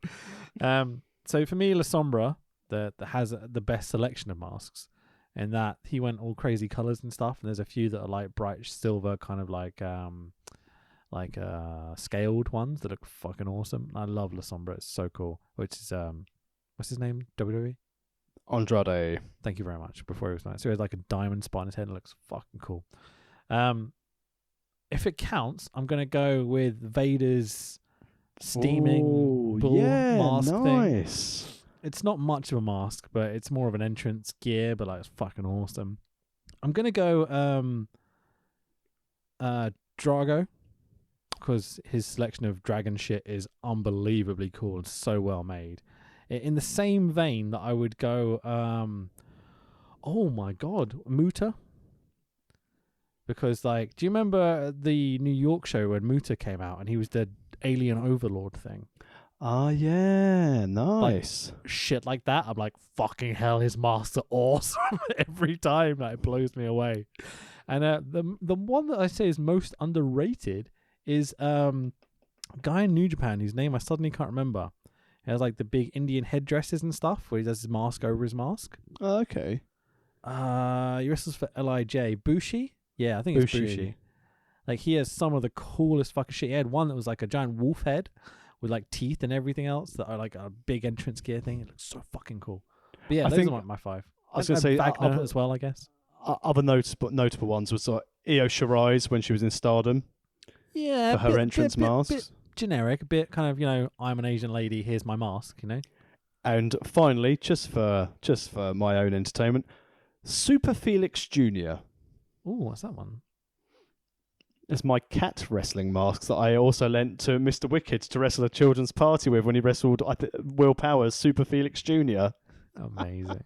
I always wanted to have it be a lazy luchador who was a fraidy cat who was scared to go to the top rope. I thought it'd be a good comedy gimmick. Sure. To have a really shit lazy lucha called Super Felix Jr. What's the character from that lucha promotion in America that I don't really want to say the name of? That had Jack Voltage. had a yellow mask with a raised eyebrow and a fluffy belly. Mr. something. Oh. Yeah. Oh, crap. You know who I mean. Yeah. Really, had fake British accent and stuff. I've got it as well. I've forgotten two other great ones. We'll move away from the promotion we don't want to talk about. Golga. Okay. Sure. Yeah. Okay. Had the weird lump at the top. Yep. The weird thing he put in his mask. That's not just me, right? That's a real thing. That's a real Good thing. Stuff. I remember that. And most probably importantly, like a chewing gum packet or something, or like a snack for later. Probably a snack for later. Oh, poor Tenta. Just got a fucking hamburger in his mask, Big Mac. And then the number one mask, who we didn't mention. Yeah, because I loved John Tenta, by the way. Just throw it out there. He was a fucking awesome wrestler. Yeah. Earthquake used to scare me as a kid. But the number one lucha mask. He's a hot. He's a spicy. He tastes great. Curry man. It is pretty awesome. Let's move on. So Triple H has some really ugly belts. This is my first comment in this match. Oh man, those tech belts. Wow. It just looks like a really shit independent boxing belt, doesn't it? And they're probably the better looking belts out of the ones on display this evening, because Phoenix has got his, I think it's the Mega belt, right? The hexagonal one? Yeah, he was Mega at the time because he was having his feud with Omega, wasn't he? Yeah, good lord, that belt is fucking ugly. Jesus Christ. So, everyone embraces before the match. I'm like, oh, I thought this was meant to be a race war, not a race hug, I don't know what There's a quote. said. There's a quote. It's not a race war. It's a race hug. What are you doing? Hug. Fucking hell. So Santana is wearing a Suck Me Crew t-shirt. I was like, interesting choice, but let's just move on from that one. Zero Miedo. I could watch Penta do that all day. It's the most over thing in wrestling for me. And it works. because everyone's into it, and he said it doesn't get old. I love the way he goes up to the person in the ring and does it right in their face.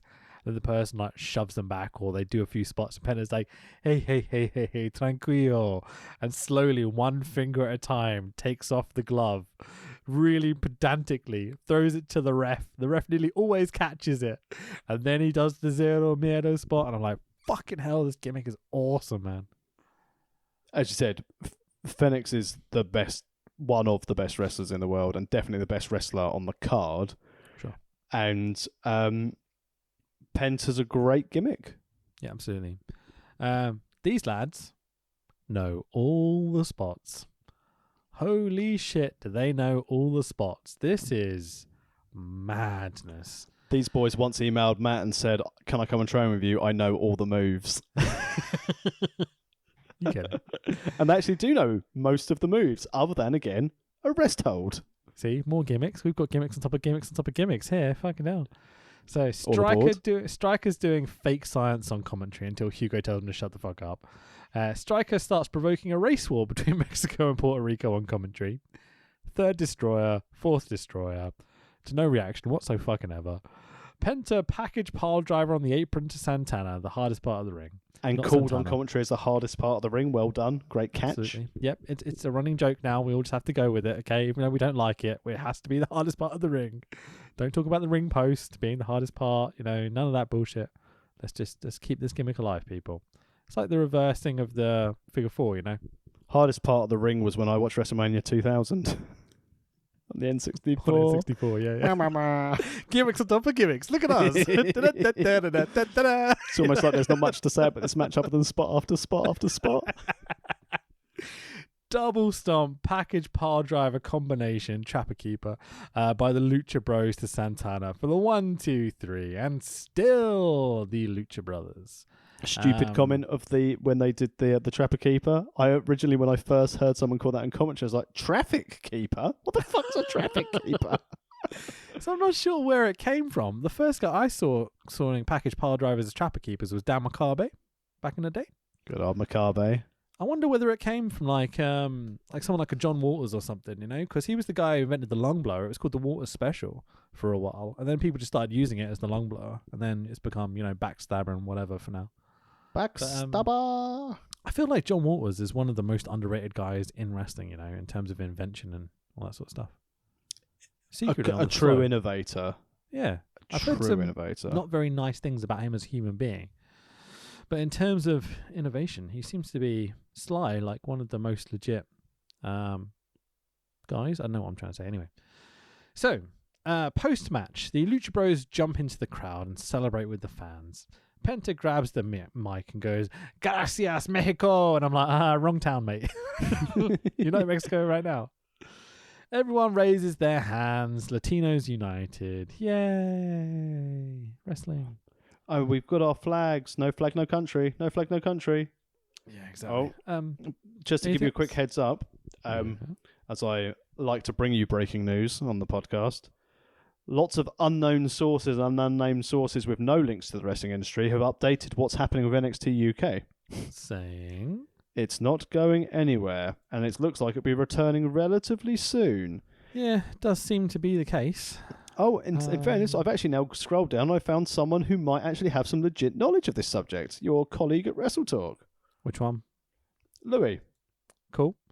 Let me just see if there's anything in the office. Hold on. He's basically saying it looks like NXT will be returning relatively soon, so it definitely isn't going to be, looks like it won't be closing. And as I suggested, potentially doing no fan shows at the PC in Enfield. So that'd be lovely. Yeah, it does seem to be the way. I'm having a quick look through the Discord. It's our office currently, because obviously we don't have an office right now because we're all in our own houses. Can't immediately see stuff, but there's lots of news prep for tomorrow and stuff going on. So I'll have to have a look through that later. Pretty sure I'm going to put my name forward to be the assistant general manager because I'm pretty sure that role is going to be vacant. Bullying piece of shit. So, one-legged dressed lady. I can't say that was meant to be a funny gimmick, but I fucked it up so many times this evening that I think it's just my botch to go with. One-legged lady. One-legged lady. There's a t-shirt. And Talkie Man tell us the next match is no rules, basically, as they put it. Like, it's so shit. They come out there, go, yeah, there's no rules, basically. Just go with it. It'll be fine, you know. But luckily, there's a backstory. Luckily, there's a flipping backstory to this match. Don't you worry. This is what sells. It's just got dark while we've been podcasting. So I'm going to go close my curtains. You tell the lovely listeners the backstory here. I've got my headphones on. Don't worry. You go. I was going to say, I don't want you to miss out this. So, in February of 2019, so 7 months before this event, former UFC heavyweight champion, the conqueror of the beast, Cain Velasquez, ignoring anything that's been on Fox or Crown Jewel, Cain Velasquez basically said Lucha Libre was fake. And a quote saying, a show without real blows. Well, he hadn't seen Johnny Mundo. In the tail end of March, at a press conference, so just over a month later, Cain Velasquez realised he couldn't cut it in UFC and signed for AAA. But on that signing, he was confronted by a group of AAA wrestlers, including Texano Jr. In July... I'm so sorry, I've started this again. I've managed to pull my curtain rail off the window. Just give me a minute. I'll leave that in the podcast, but I'll cut here. Okay, so now we've got over curtain railgate. Sorry about that. It's fixed now, so that's good. So we were saying that in February 2019, Cain Velasquez made statements saying Lucha Libre was fake and a show without real blows. And then just over a month later, he signed for AAA. So buried the promotion to then sign for it when he realised he couldn't hack it in the UFC. But he was confronted at this contract signing by a group of AAA wrestlers, including Texano Jr.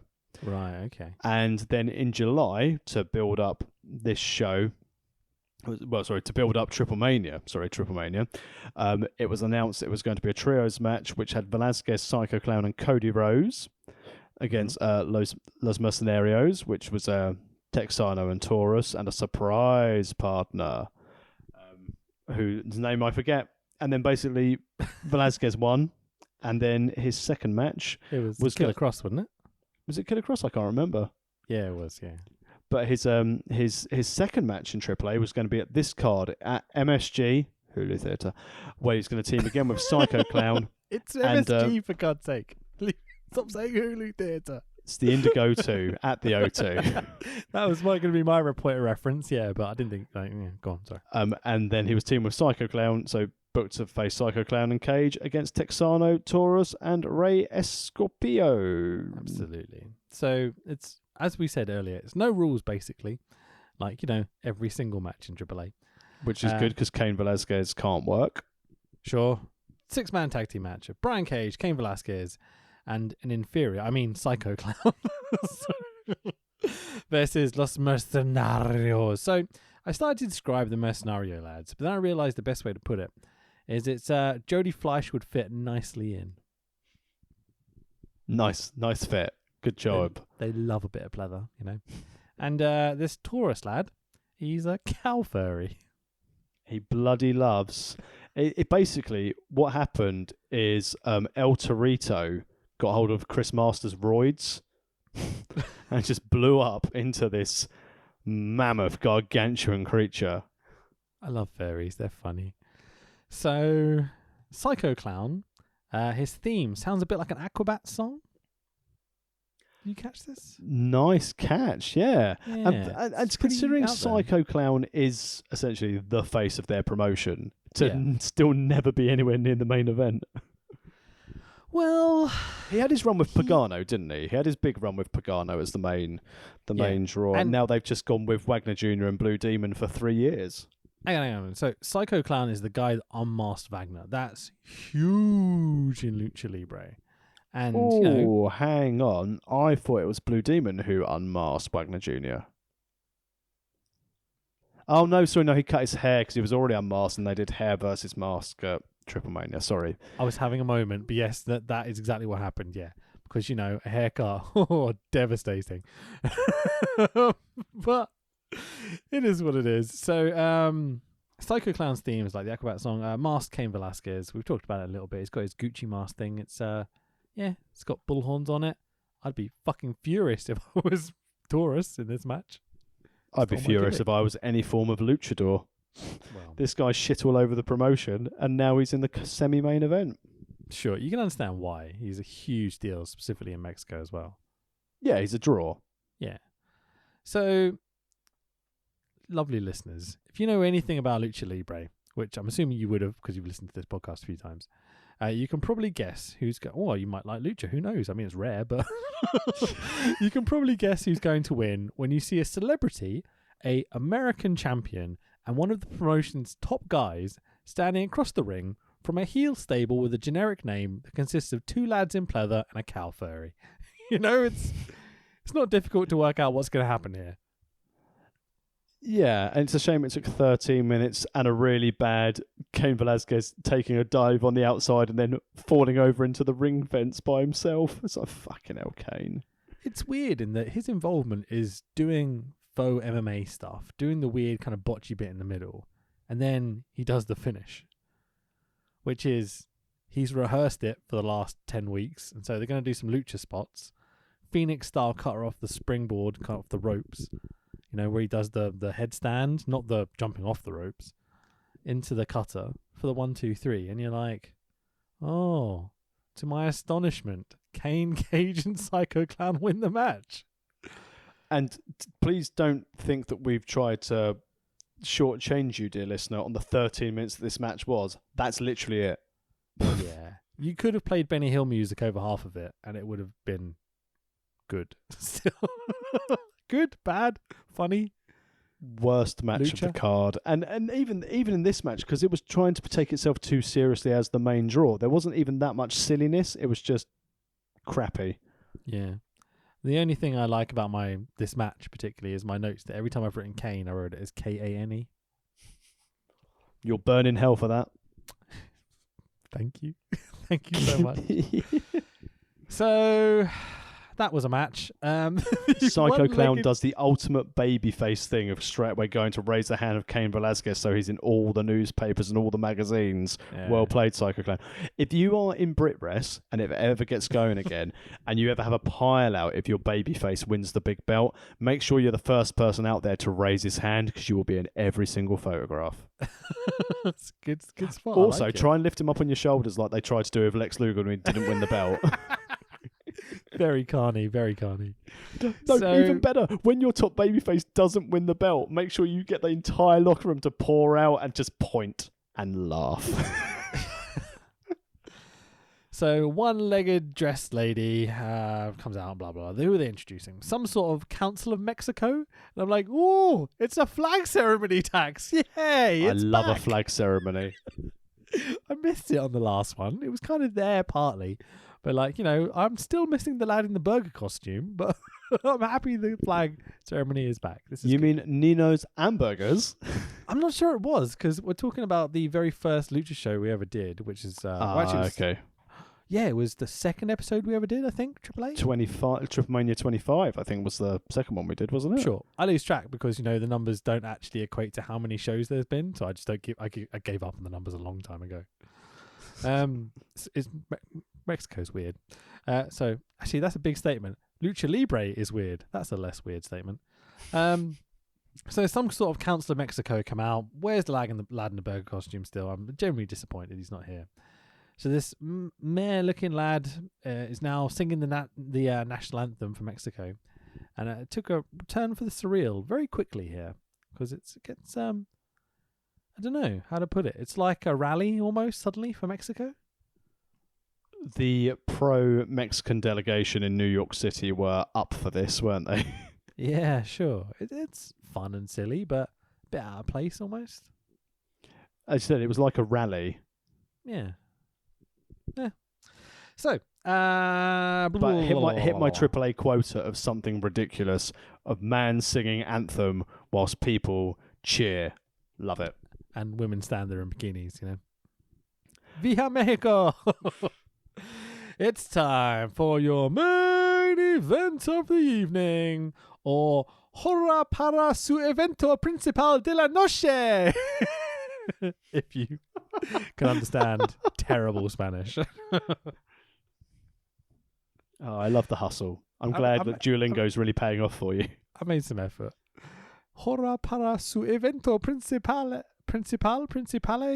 de la noche. That's not too bad, I think. We'll see. If anyone Thank speaks you, Spanish out Google there- Translate. Yeah, exactly. Yeah, it's probably in the wrong order grammatically, but should be the right words at least. Congratulations on picking the soup of the day. So the main event is two classic legendary luchadors of Dr. Wagner Jr., one of my personal favorites in terms of gimmick and silliness and all that sort of shit, versus Blue Demon Jr., who I've never been the biggest fan of, but seems to have developed his role recently. This match has been a year in the making, despite all the other matches they've had in that year. This goes back. Yeah, you could say it's 30 odd years in the making, because these guys have both been around Lucha for a long time now. But this most recent run started back in October 2018 at Eros Immortales 12, or XII, if you will, where Blue Demon Jr. betrayed Dr. Wagner during Wagner's match with Jeff Jarrett, of all people. Because they were both technicos traditionally. So. They were, and even though there was interference, Wagner still won. And then late at the close of 2018, Blue Demon Jr. continued to basically completely rudo up, cost Wagner things, be basically the thorn in the side. February, but kind of subtly, you know? Yeah, it was a slow burn to it till they had their match in February, where again Dr. Wagner beat Blue Demon Jr. in a street fight, and then despite winning, challenged him to a luchador. I always struggle to say that. De Apuestos, a challenge that wasn't answered at that time. So even though he won, he didn't get the answer. And then it was decided that would be the main event of Triple Mania 27. And which you can listen to on the World of Wrestling podcast in our archives. And that's where Blue Demon Jr. finally beat Wagner and shaved his head. Yeah. And then after that match, Wagner announced his retirement from wrestling. But the next day, he decided that, no, that's not my last match. I'm not going to retire. And then he went on to face Blue Demon Jr. here in MSG. To add some sort of perspective for people that don't know anything about Lucha or these two guys, they're both, in their 50s, 60s at least? Maybe a bit more? They are old boys. Let's see if I can find you some ages. It might be difficult because, again, they are... apparently, Blue Demon Jr. is 53 at this stage. And then Dr. Nick, he is 423. Sure, no, he's 54. Okay, cool. So, these boys are certainly getting on, but talk about protected characters. These guys don't lose matches. And you might be like, yeah, he's exaggerating. Like Triple H doesn't lose matches. No. These guys don't lose matches. It's genuinely impressive the political lengths these guys will go to protect these characters, even as old men who are definitively on their way out of the business. Wagner retired. Yeah, and exactly. a day later pulled it back. Absolutely. It's very surreal to see any of them lose. So to see Wagner actually put over Blue Demon Jr., even if it was a bit bullshitty, it's a huge deal. So if you know anything about wrestling, you will understand what's about to happen. So I've seen these two wrestle before. You've seen these two wrestle before, right? We know what's going to happen. Prepare for cheerleading. No one's going to sell a fucking thing. They're going to rip each other's masks. This match is actually missing the blade jobs this time. I suspect because that's in New York, right? Yeah, I think so.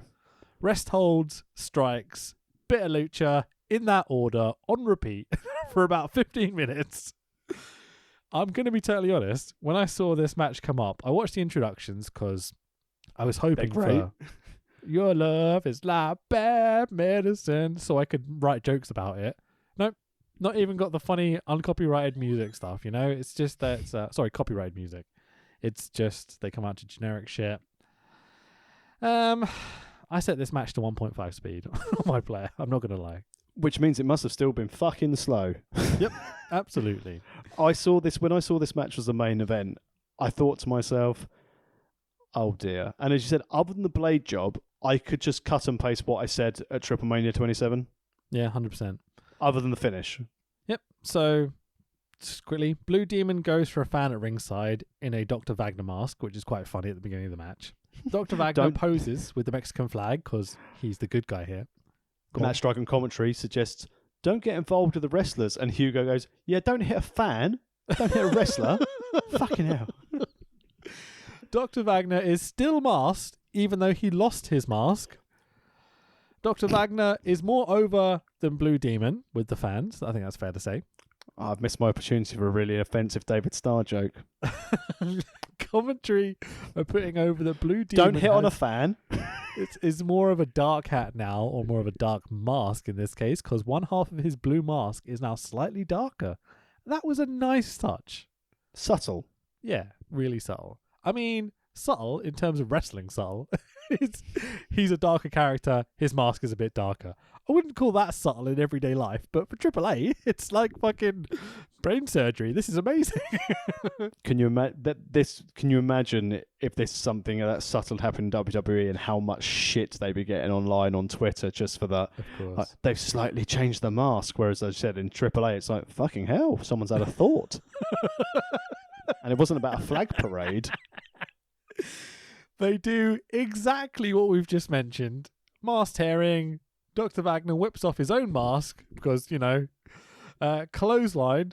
Dr. Wagner rolls through off of a Blue Demon drive for the 1-2-3. Sorry, dive for the 1-2-3. Almost out of nowhere, Wagner gets his return victory. Gets the receipt. Yeah. God, Lucha's a bit shit, isn't it? At least, though, again, we could continue to further the storyline. Yeah, because that's exactly what these guys need and this storyline needs. Fucking hell. You think about some of the guys they've got on their roster, your Murder Clowns, your Dragos, your Aerostars, whatever. You would have thought they'd push them to the main event eventually, I'd like to see that by Triple Mania next year if they don't try and get more imports in. But after this match, the shocking finish, who would have seen it coming with Wagner Jr. getting his win back? Yeah. All the heels from this evening's show come out. And obviously, I say heels because most of them are the TNA guys. Naturally, came heels out. work for TNA, And the most violent of them all was Tessa Blanchard and Dargo kicking the shit out of Wagner Jr. while Michael Elgin decided to try and beat up a woman in the crowd. And then luckily all the Technicos come out and save the day. Viva Mexico! But my favourite part of this is when Wagner's doing his little post-match spiel. Bien. Darga gets the TNA guys on the ramp and then just raises their arms. He does. They have to get their heat back. It's absolutely amazing. It's the way that the AAA guys and all the Technicos are all in the ring celebrating and doing the big last pose. And the fucking douchebag heels in the background just standing there watching going, are we on screen too? Can we get in the shot? Get to the back. Oh, it's great. Hilarious. I love this show. Yeah, I detest and absolutely fucking adore AAA. It's so much fun. Every time we do it, I'm just like, I hate watching the show. It seems like such a waste of time. You get about 30 minutes in, you've had a match and a couple of promos, and you're like, fucking hell, how much more is there? But it never fails to entertain, let's put it that way. I am going to make it my mission to try and be able to watch weekly AAA. I think they do it for either their YouTube or through Twitch, possibly. God, I might join you just for the bants. That'd be really funny. I've tried it before. I've tried watching CMLL for a while, and it got repetitive quickly. I'm keen. I'm in because I would rather watch AAA on a weekly basis than a lot of the tat that's out there at the moment. How would you cornflake this show? Well, Murder Clown's on it, so 5, obviously. Murder Clown is definitely the star of the show. Drago has the best attire in most of wrestling. Phoenix is one of the best wrestlers in the world. Yep. And when you say these things, you think to yourself, wow, this card must be more than a 2 cornflake. It is not more than a 2 cornflake. It barely scratches 2, to be honest. It's not even a Frosty. It's just 2 standard cornflakes, maybe a bit singed on one of them, one of the burnt ones that just got through QA. That sounds about right, yeah. So I loved it. Let's play devil's advocate here a little bit. If we're booking AAA, what's our main event for Triple Mania next year? Oh, okay. So I would either go, and it'd be unlikely to do it, but I'd go for the match itself for entertainment value would be Penta and Phoenix against each other for the Mega Belt. Oh, okay. Yeah, that could be fun. Who would be the heel?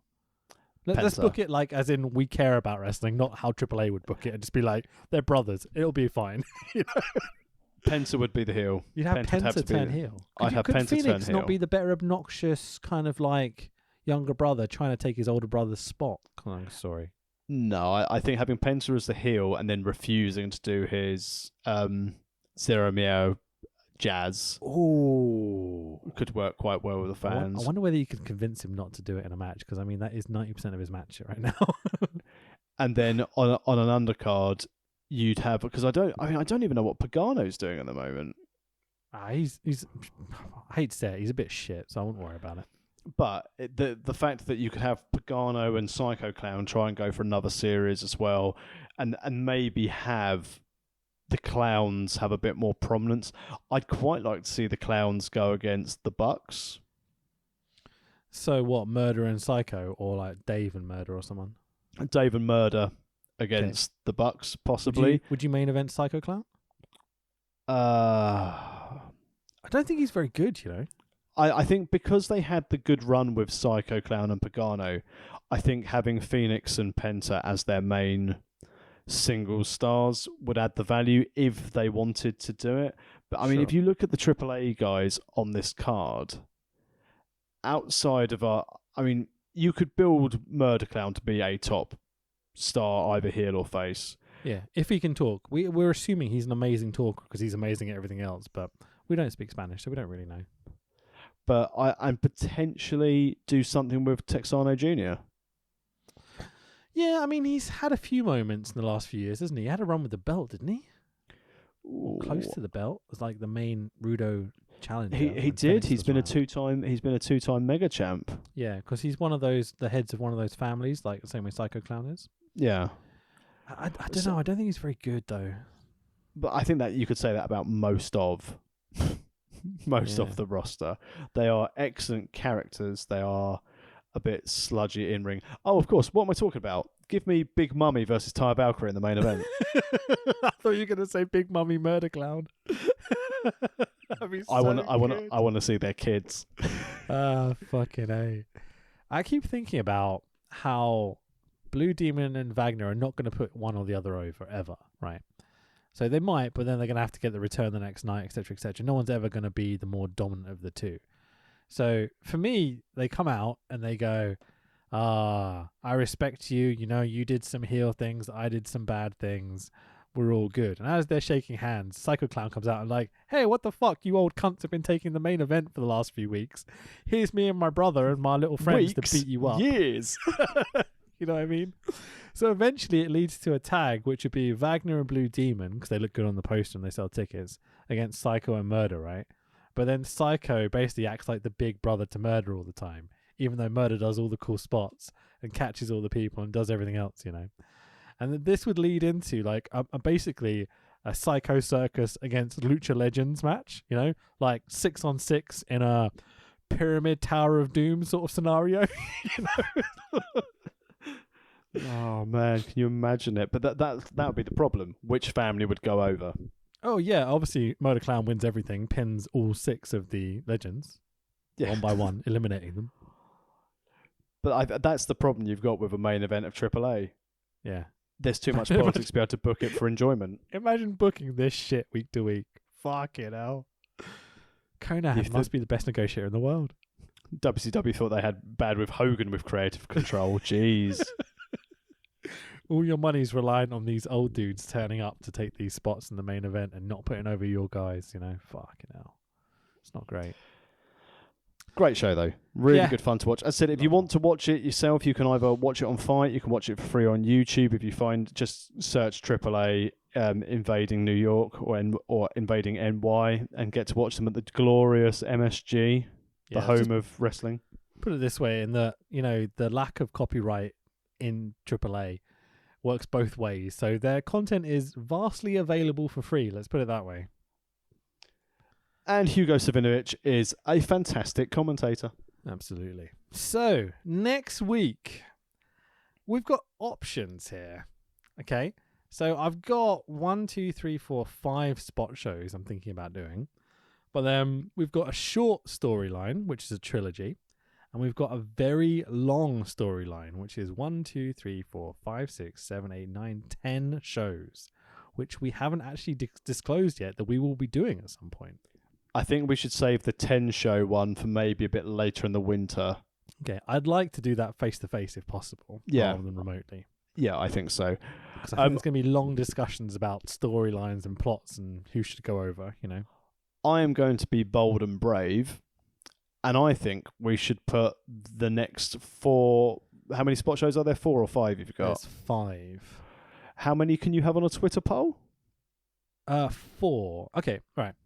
Let's pick 4 and bang them on a Twitter poll later this evening. I'll tell you what we'll do is we'll put 3... so the last 2 are basically kind of either spot shows or trilogy that I'm not desperate to do right now.